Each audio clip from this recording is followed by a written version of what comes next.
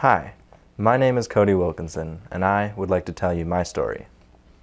I moved to Ponoka about 6 years ago. I was so lost and was at a point that I just completely rejected anything to do with God. During this time, my parents were into hard drugs such as crack. When I was 13 years old, my father got in a major car accident resulting from drug use that left him with permanent brain damage. My brothers and myself, the youngest, all lived in what used to be our home, but it turned into just a place to survive. My mom was always gone, trying to get the next hit. My brothers and I struggled very hard to get through the situation with as little problems as possible. But because of the gravity of the situation, a lot of anger rose in all three of us. We were always getting into fights. Our family was completely broken. The summer of my dad's accident, my mom was sent to a rehabilitation center in Calgary to get cleaned up.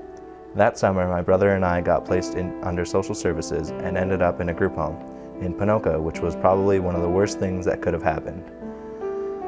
I made a lot of mistakes and sinned way more than any 14-year-old boy should even know how to do. I had a lot of built-up anger and frustration from my family and would take it out on people non-deserving of it by yelling at them or other horrible ways I regret. I also got involved in a relationship at this time that filled my life with many regrets.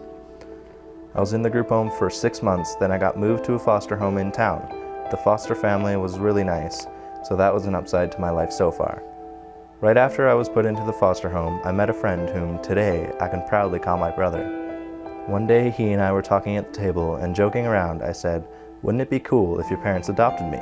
At the end of November that same year, I moved out of the foster home and into their home.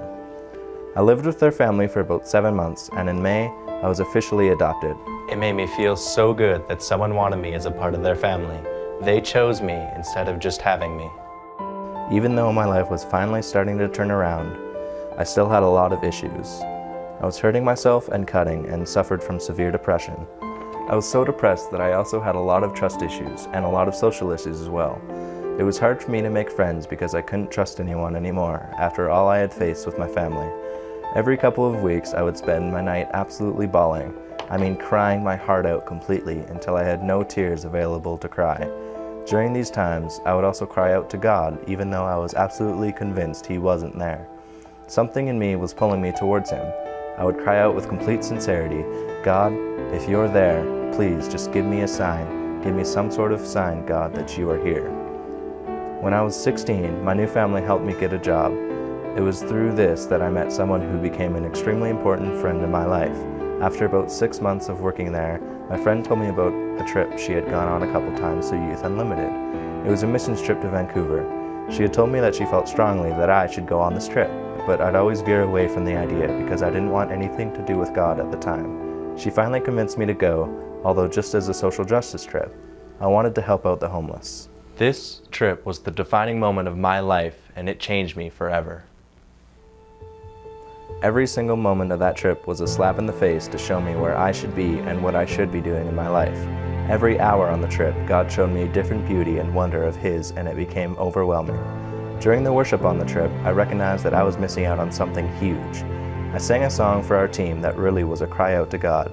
After, I realized it wasn't a song to sing for the people around me. It was a prayer, a plea to God to come and save my life. Needless to say, the bus ride home the next day, I became a Christian and prayed the prayer of salvation. This was such an amazing experience because I knew that, just as my new family had adopted me, God the Father had adopted me into His family as well.